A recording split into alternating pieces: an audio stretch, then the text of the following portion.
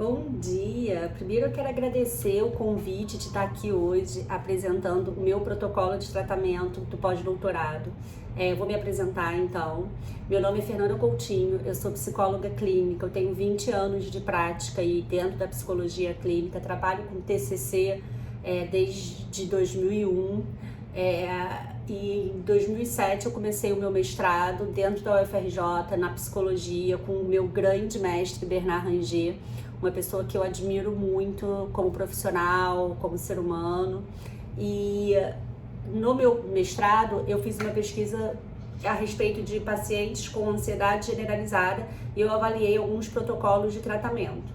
No doutorado, eu fiz o doutorado em saúde mental com o psiquiatra Antônio Egidio Nardi, que é um grande psiquiatra aqui do Rio de Janeiro, um grande nome de pesquisa e dentro da psiquiatria clínica, e foi um super aprendizado para mim, foi diferente, foi enriquecedor.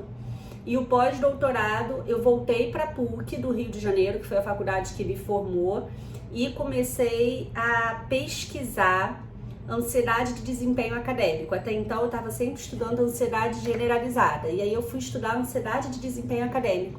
E aí eu me aventurei a montar o meu próprio protocolo a partir de tudo que eu vinha estudando ao longo dos últimos 10 anos aí dentro da universidade como acadêmica, né, fazendo mestrado e doutorado. Eu montei o meu protocolo de tratamento, montei a minha equipe e a gente foi atender alunos da PUC com ansiedade de desempenho. Então, o título dessa apresentação é Protocolo de Tratamento Cognitivo para Ansiedade de Desempenho Acadêmico. Eu vou tentar ser breve, a gente só tem 30 minutos e, enfim, o roteiro tá aqui como ansiedade, eu vou falar um pouco da ansiedade, e aí eu já vou falar para vocês da ansiedade como se eu estivesse psicoeducando os alunos da minha pesquisa, porque, na verdade, Desculpa, gente. Na verdade, essa pesquisa foi elaborada com um dos pontos do protocolo de tratamento, a psicoeducação. Então, eu vou já explicar para vocês um pouco da ansiedade, já mostrando como eu psicoeduco ou como eu psicoeduquei os alunos dessa pesquisa. Depois a gente vai falar um pouco do desempenho acadêmico, né? O que é esse desempenho acadêmico, qual é a ideia de desempenho acadêmico. Em seguida eu vou apresentar alguns dados da minha pesquisa, que aconteceu entre 2016 e 2018, e depois a gente vai abrir para perguntas, considerações finais, enfim. Então, primeiro vamos falar da ansiedade. A ansiedade, ela faz parte da condição humana. Então, o que eu sempre explico para os alunos, né, e para os meus clientes também, é que a gente não vai deixar de ter ansiedade, né? A gente escuta muito paciente chegar no consultório falando assim, meu sonho era deixar de ser ansioso. E aí eu tenho que dizer, olha, desculpa, eu não vou conseguir realizar o seu sonho, eu adoraria. Por que não? Porque eu, que tenho 10 anos estudando ansiedade, todos os dias sinto ansiedade. A ansiedade faz parte da condição humana. A questão é quando a ansiedade se torna patológica, se torna prejudicial. Então, assim, a ansiedade, ela tem uma função no nosso organismo e a gente não quer tirar isso de você, né? A ansiedade, ela é um estado que aumenta a probabilidade de uma ação. Então, ela muda o nosso estado fisiológico, ela muda as nossas expressões faciais, aquela expressão de nervoso, né, de ansiedade. Ela muda o nosso foco de atenção, ela muda a nossa maneira de interpretar e de avaliar as situações, porque ela entende que a gente tem aí uma possibilidade de perigo. Então, a ansiedade é quando a gente pensa no futuro de uma forma ameaçadora. E ela foi muito importante na evolução da espécie, tá? Então, assim, se a gente pensar que os nossos ancestrais eram homens das cavernas, eles precisaram ser ansiosos, eles precisavam ser ansiosos para sobreviver. Então, se eles escutassem um barulho, eles precisavam automaticamente fugir, correr para dentro de uma caverna. Ou muitas vezes eles precisavam ir para uma reação de luta, porque não dava tempo de fugir. Então, a reação de luta e fuga são reações muito naturais numa situação de perigo. Tá? Então a gente se sente ou com vontade de recuar ou com vontade de atacar, dependendo da situação, dependendo do perigo que a gente veja nessa situação. tá? E assim, quando a gente anda em bando, né, pensa, né, eles começaram lá, os homens da caverna fazer uma cara de cuidado, tem um jacaré chegando aí perto, tem um tigre aqui perto, fazer uma cara de assustado é uma leitura pro outro, né? Então, socialmente, essa feição, essa mudança de feição comunica. Então a cara ansiosa, né, a cara de medo, ela comunica que tem alguma coisa acontecendo, para que a sociedade, né, para que as pessoas que estão à nossa volta percebam o perigo, entendam que tem algum perigo ali e façam alguma coisa também. Lembra lá dos homens das cavernas, né? Então o cara olha e vê um leão, ele fazia uma cara de... Os outros já saem correndo, já fogem, entendendo que tem um perigo ali. Então essa expressão é importante. Mas aí eu tô falando do medo, tô falando da ansiedade como uma coisa só, e não são, e é importante a gente explicar isso pro nosso paciente. O medo, ele é uma resposta a estímulos imediatos. Eu costumo dar o exemplo da cobra. O medo é você ver uma cobra prontinha pro bote. Ali você vai sentir medo, muito medo, tá? Ela é automática e ela é primitiva. A ansiedade é eu estar na minha cama lembrando da cobra que eu vi. Aí eu me preocupo com aquela cobra. Eu começo a pensar, será que eu vou ver essa cobra de novo? Será que essa cobra pode vir me atacar? Então, a ansiedade, ela é algo relacionado ao futuro, a uma possível catástrofe, a um possível medo. E ela é mais elaborada, digamos assim. Então, ela tem um sistema de resposta cognitivo, afetivo, fisiológico e comportamental. Aí a gente precisa entender, assim, né? O que eu tô dizendo pra vocês existe uma ansiedade que é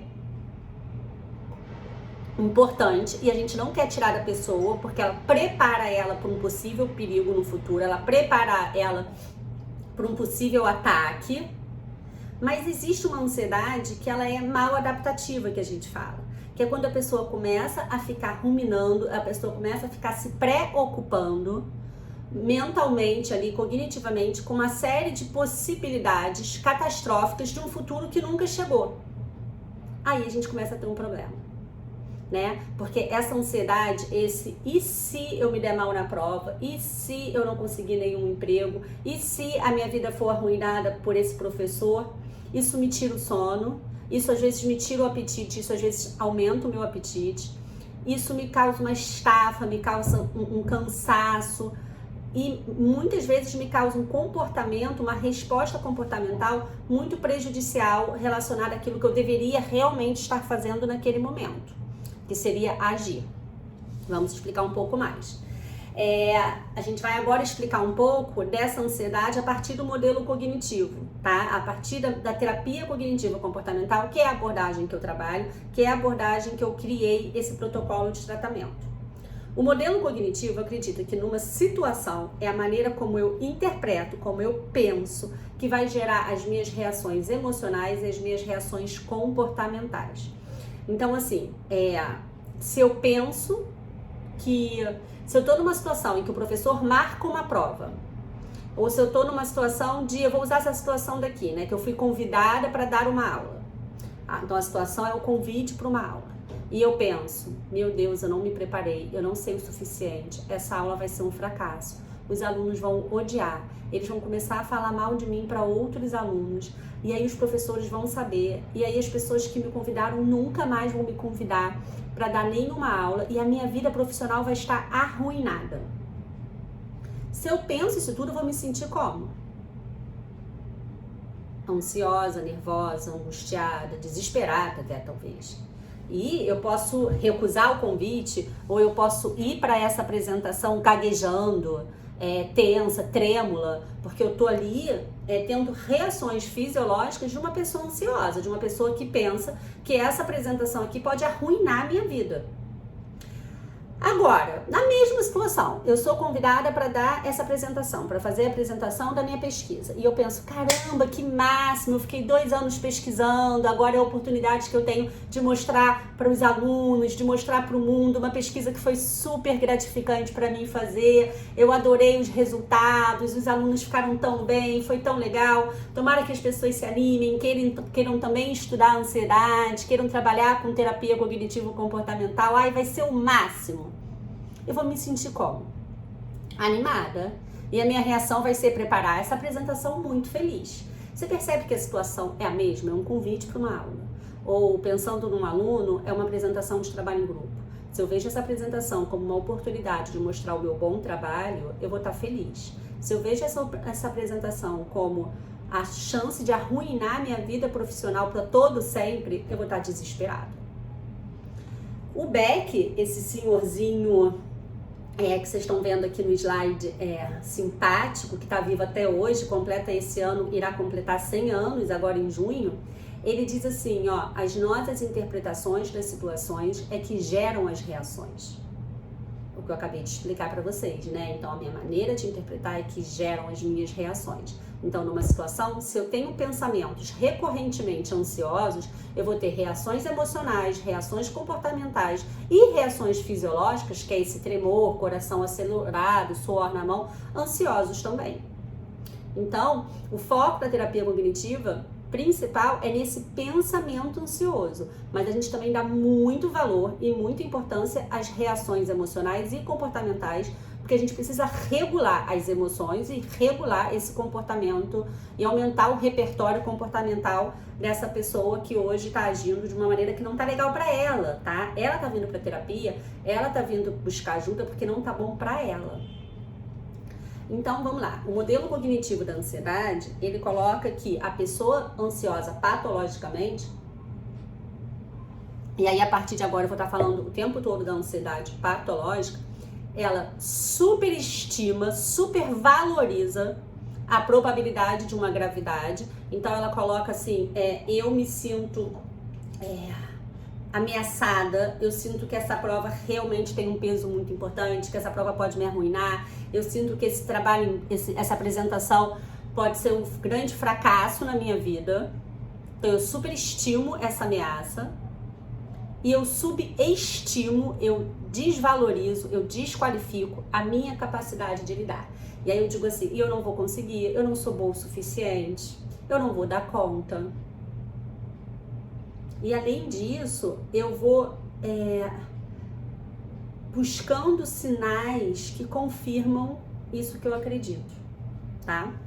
Então aqui, por exemplo, eu posso pensar assim, ai, tá vendo? As pessoas estão com a câmera desligada, ou as pessoas não estão fazendo pergunta até agora, tem poucas perguntas no chat, as pessoas estão desinteressadas. Aí a minha mente sai do foco de dar apresentação, de fazer essa apresentação para vocês, e a minha mente vai pro foco de ficar olhando o chat. Vocês acham que eu vou conseguir fazer a mesma apresentação, ter a mesma qualidade, se eu tiver com foco no que eu tenho que passar de conteúdo, ou se eu tiver com foco no chat, no quanto vocês estão interagindo, ou de que está sendo um fracasso? É claro que isso vai acabar me atrapalhando na apresentação. E eu acabo realizando, né, que eu quero dizer, o ansioso patológico, que a gente chama de erro no processamento do pensamento. Ele enxerga as coisas de maneira distorcida. Então eu vou falar assim, se não tem pergunta no chat, ou se tem pouca pergunta no chat, isso é sinal de que as pessoas não estão gostando. Eu vou afirmar isso como uma verdade. Eu vou desqualificar as perguntas. Eu tô vendo que tem um monte de pergunta aqui, tá, gente? É só uma brincadeira, mas assim, eu vou desqualificar essas perguntas. Eu vou falar assim, as pessoas que estão fazendo essas perguntas estão fazendo só porque elas estão vendo que eu tô nervosa e elas querem me ajudar. E não porque eu sou boa e porque eu tô fazendo um bom trabalho. E isso também vai me gerar ansiedade, entende? Então vamos lá, uma situação comum lá que a gente via no pós-doc, tá? Meu professor pediu um trabalho para entregar em 15 dias. Aí o pensamento ferrou, eu tô super sobrecarregado, eu não vou dar conta, não tem como acrescentar mais um trabalho na minha semana, não vai ter jeito. E aí eu fico muito ansioso, 80%, a gente pergunta o percentual e diz 80% ansioso. Aí ele vai, desliga o Zoom do professor, fecha tudo, se sente tremendo, deita na cama e fica pensando que talvez a melhor opção seja trancar a matéria. Então vamos lá, né? A gente entende que o desenvolvimento cognitivo da ansiedade, ele é envolvido, ele tem ali uma série de gatilhos, uma série de fatores que ajudam, ele é multifatorial, tá? O desenvolvimento da ansiedade. Então, inclui fatores biológicos, que eu vou até falar um pouco aqui, inclui uma hiperatividade psicofisiológica, inclui um viés atencional para, como eu falei aqui, né? Então eu tô o tempo todo atenta ao chat e não ao conteúdo, ou atenta a quem não tá falando no chat, não a esse monte de perguntas e pessoas interagindo, dizendo que estão se identificando com a apresentação, tá? tem a ver com a minha memória afetiva de ansiedade, a minha memória afetiva de subestimar a minha capacidade, supervalorizar a ameaça, entra nessa hora e vai retroalimentando ali, sabe, a ansiedade da pessoa. Então vamos lá, tá? A gente entende que o paciente muito ansioso patologicamente, ele tem muita sensação de perigo, ele entende as coisas muito como ameaçadoras para a vida profissional deles, para a saúde. Eu tô falando da vida profissional porque a gente está aqui no falando da minha pesquisa de ansiedade de desempenho. Mas a gente pode falar aí da saúde, uma pessoa que está o tempo todo muito preocupada com questões de saúde ou com relacionamento. Ele entende que existem ameaças externas grandes que ele não dá conta. Ele entende que ele não é bom o suficiente para dar conta disso. E isso faz com que ele fique alerta às situações de perigo. E aí o Beck diz assim, ó, se os nossos pensamentos forem limpos, se a gente conseguir limpar a nossa visão de mundo, se a gente conseguir enxergar as coisas como elas realmente são, sem tanta distorção, sem tanto erro de processamento, sem trazer tanto a nossa história, a nossa bagagem aí, que tem um viés atencional, que tem toda uma tendência, digamos assim, se a gente consegue limpar e ver as coisas somente como elas são, se a gente conseguir ter uma realidade mais objetiva, mais cristalina, a gente vai estar mais bem preparado para atingir os nossos objetivos. E é isso que a gente quer propor na terapia cognitivo-comportamental, é isso que eu quis propor no meu protocolo de tratamento. Vamos ajudar esses alunos a limparem a lente pela qual eles estão vendo o mundo, para que eles possam alcançar os objetivos deles, né? A gente pegou muito aluno da engenharia, muito aluno que estava aí na quinta chance, digamos assim, né, de fazer cálculo, e a gente sabe que na PUC, se você repete por 5 vezes, você é convidado a se retirar da faculdade. Então isso gera uma baita ansiedade neles, e eles acabavam procurando o núcleo de orientação de alunos da PUC e chegaram até mim, nessa época que estava lá fazendo o meu pós-doutorado.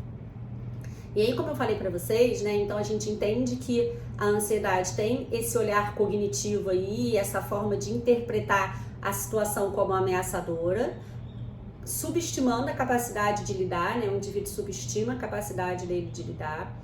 Existem gatilhos, né, que são essas situações em que a gente entende como uma grande ameaça, e também existem componentes biológicos da ansiedade, tá? Hoje a gente tem estudos que progridem a prazos muito largos, eu diria, graças ao mapeamento por técnica de neuroimagem. O estudo de neuroimagem foi, assim, um grande avanço para a psicologia, né? Quando a gente pensa que a gente é profissional de saúde, que a gente trabalha com saúde, que a gente tem que estar inteirado aí do que há de mais recente para ajudar os nossos pacientes, as técnicas de neuroimagem, a gente conseguir entender o cérebro do nosso paciente é maravilhoso. Então a gente hoje sabe que a ansiedade patológica, ela é resultado de uma superativação de certas regiões do cérebro, tá? E é muito legal, as pessoas perguntam assim, mas a TCC entende essa parte biológica, considera essa parte biológica, e a história de vida do paciente? Gente, a história de vida do paciente influencia, inclusive, na organização cerebral do paciente. Então, assim, eventos iniciais no desenvolvimento do feto e de um bebê pode levar uma pessoa a ter uma tendência de expressar maior ansiedade a um estímulo ameaçador ou menor. Então a gente sabe ali que tem uma diferença do tamanho do hipocampo e essa diferença pode ser alterada a partir de uma boa psicoterapia. E aí o que a gente tem, né, de eficaz hoje para ansiedade é a terapia cognitivo-comportamental, e isso é maravilhoso, é um super recurso, tá?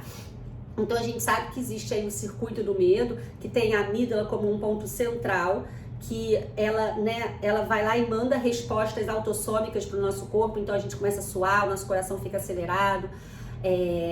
Isso é importante quando a gente está realmente em perigo, tá? Vamos lembrar lá dos homens das cavernas. Os homens das cavernas terem medo, e aí eles terem essa resposta autossômica, e eles começarem a suar, a pele deles fica escorregadia, então se um animal vai arranhar eles estão molhados, isso ajuda a não ferir tanto. É maravilhoso. Acontece que a gente fica suando sentado numa prova, como se a prova fosse um tigre que fosse nos engolir.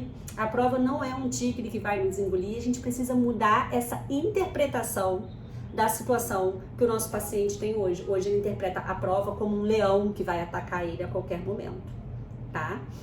E aí a gente sabe que a amígdala acaba dando um comando para liberar hormônios como adrenalina e cortisol, que vai aumentar o estresse, aumenta o nível de estresse, a pessoa fica mais nervosa e isso não ajuda, pelo contrário, atrapalha ela no processo decisório. Então assim, você está no meio de uma prova, você precisa decidir uma resposta, é A ou B. Se você libera hormônios de estresse, você fica mais nervoso, isso vai te prejudicar na hora de decidir. A gente tem toda essa explicação cerebral para isso e mostrar para o paciente que o que a gente precisa é trabalhar a forma como ele interpreta, entendendo a história de vida dele, que também é muito importante pra gente. Vamos lá, gente, a gente tem 10 minutos, vou dar uma corridinha aqui. Vamos falar do desempenho acadêmico agora, tá? A gente sabe que a universidade, ela, né, escolha profissional, a expectativa da consolidação dessa opção de iniciar um curso de graduação, tem toda uma magia em torno disso, né? Vou passar o resto, da hora pensamento, né? Vou passar o resto da minha vida fazendo isso. Se eu não gostar e eu tiver que trocar de carreira, vai ser um fracasso, vai ser horrível para mim. Tudo isso é maneira de interpretar, né? E a gente sabe que o aluno, né, que sai da escola e vira um universitário, ele vai cheio de inseguranças, cheio de dúvidas, para um ambiente gigantesco. Ele estava ali na escolinha dele, ou mesmo uma escola grande, ainda assim é muito menor do que uma universidade, tendo um coordenador, tendo um conselho de classe. Acabou. Agora não é mais assim. Então, assim, o que eu quero dizer é que a terapia cognitiva também avalia, além das questões biológicas, além dos pensamentos, o contexto que ele está inserido. O contexto universitário, essa nova vida, ela é muito importante e a gente precisa levar em consideração sempre o contexto que o paciente traz. Então, a gente sabe que a universidade tem um alto índice de desistência e trancamento, que até justificou a minha pesquisa.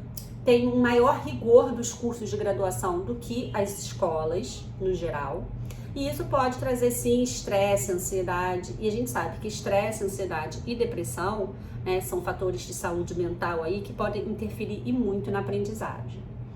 E aí a pergunta que eu faço para esses alunos, né, que eu fiz para esses alunos o tempo todo, é quais são os seus leões, como eu falei para vocês, né? Quais são os seus medos?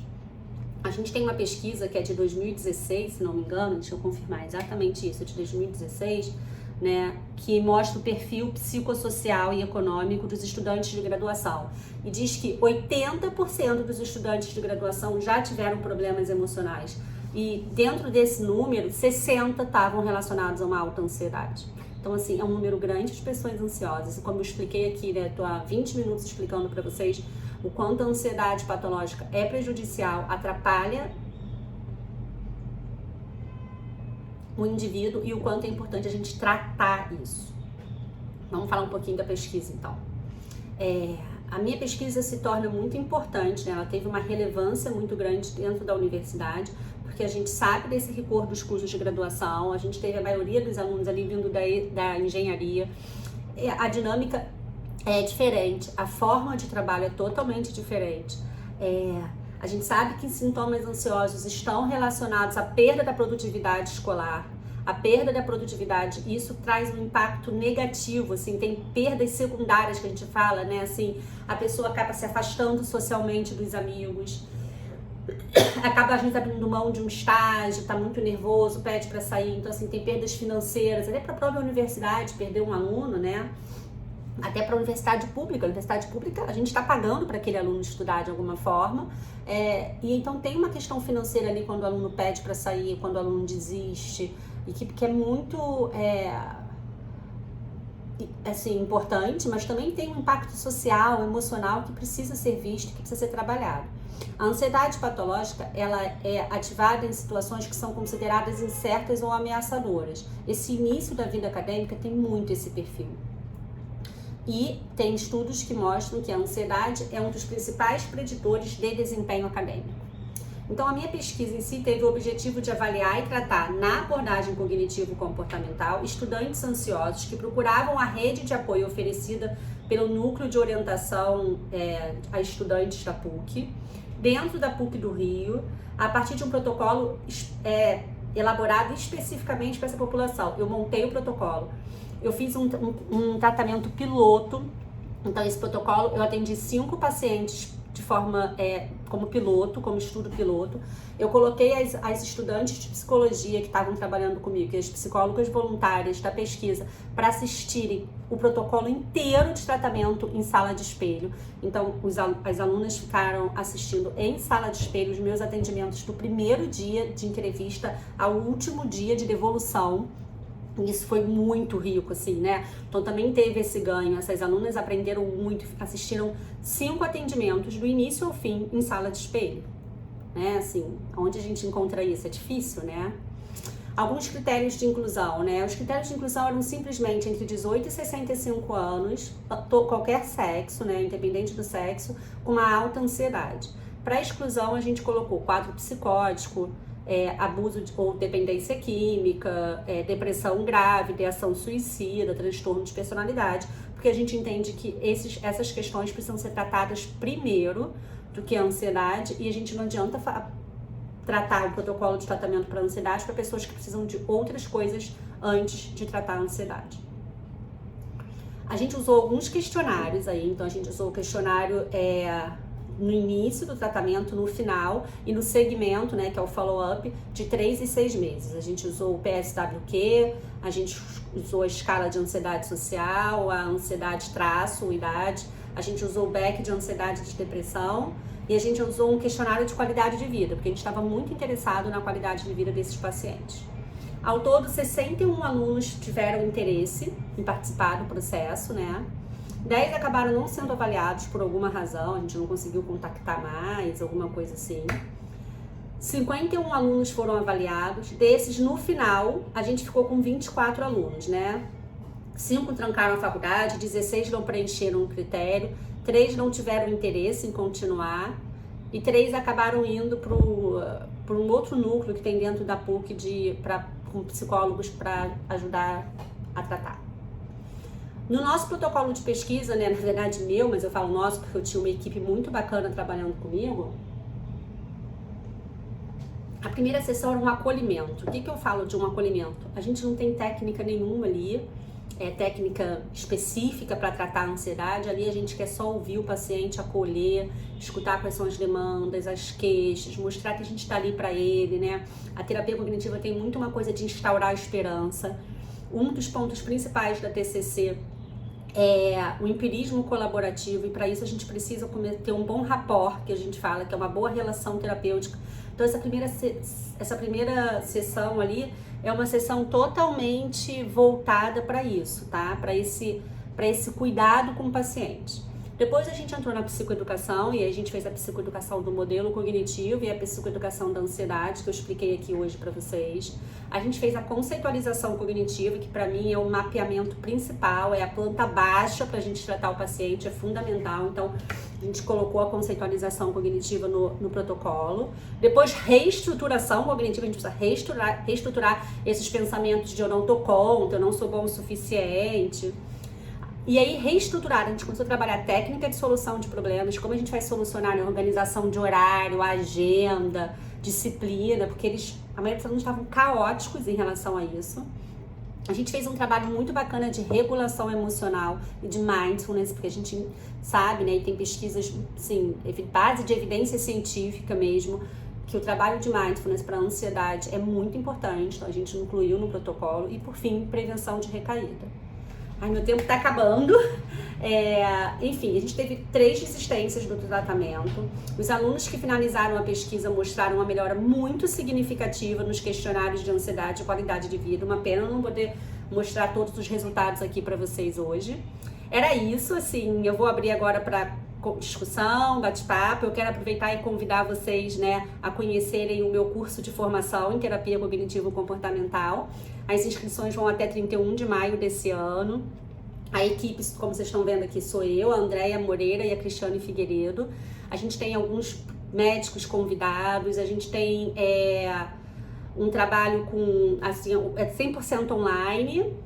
É uma turma super pequenininha, porque a gente tem como foco ali poder ajudar cada aluno, a gente quer lapidar, a gente quer realmente usar a formação, como o próprio nome diz, de formar esses alunos. Então a gente está super animado.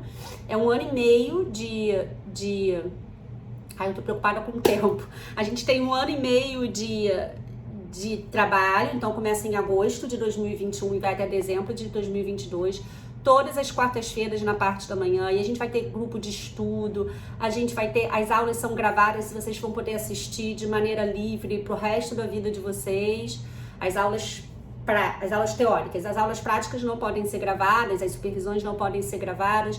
Tem a oportunidade de atender por um projeto que a gente tem que é super bacana, inclusive fica já a dica aqui desse projeto, que é o CATC para Todos. Então, se você aí é estudante de psicologia, quer começar a fazer terapia, mas está com a grana curta, a gente tem um projeto que psicólogos atendem a preços mais acessíveis e eu supervisiono os casos. E os alunos do curso de formação vão poder ter a oportunidade de se inscrever no processo seletivo desse projeto aí, que é o CATC para Todos. Então, eu vou depois compartilhar com vocês esses slides. Quem quiser, segue a gente no Instagram, que tem tudo isso lá, que é o CATC_FC, de Fernanda Coutinho. Quero, assim, quem está querendo começar a conhecer um pouco mais a TCC, quer começar a entender um pouco mais, eu sugiro o curso online que a gente tem, que está no Hotmart. É um curso de 4 a 5 horas, dividido em aulas de 5, 10 minutos, com roleplay, então eu mostro como eu faço no curso. É um curso super baratinho, acessível, a maneira como ele é distribuído é bem tranquila, eu super indico. E a gente agora, em junho, vai ter um primeiro encontro clínico do projeto CATC para Todos. Então, essas psicólogas que atendem no CATC para Todos vão estar no sábado, dia 19 de junho, apresentando casos clínicos que elas têm no... Então, a gente vai ter 2 mesas redondas, uma de relação terapêutica e uma de técnicas em TCC, e elas vão estar apresentando como elas usaram essas técnicas e a relação aí terapêutica para ajudar elas, tá? Falei pra caramba, né? É uma delícia estar aqui com vocês. E esse primeiro encontro clínico, como ele é do CATC para Todos, que é esse projeto, ser atendido a preço mais acessível, o valor é R$50 e ele é 100% revertido para uma instituição de caridade. Então, você, além de aprender, além de trocar com a gente, você ainda vai estar ajudando outras pessoas. Enfim, é isso, gente. Muito, muito obrigada. Vamos abrir aí para as perguntas e eu quero agradecer vocês estarem aí comigo essa meia horinha aí nesse encontro.